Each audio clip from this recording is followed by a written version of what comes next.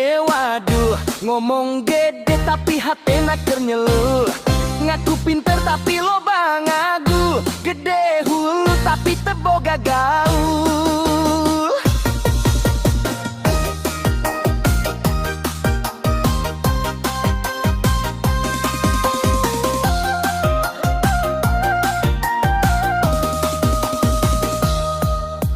Isuk-isuk ngopi di warung, ngabahas batur nuker maju.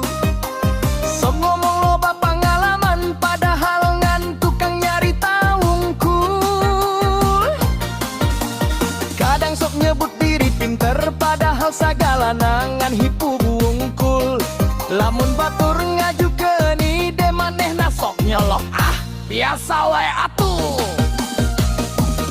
Lamun batur nyieun prestasi, manehna sok nyebut biasa atuh.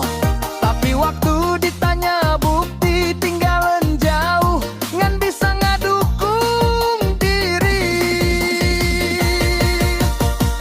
Gede hulu, gede wadul, nyang harepat cermin malah kagok sorangan. Gede hulu, gede wadul, cicing heula ulah loba ngagul.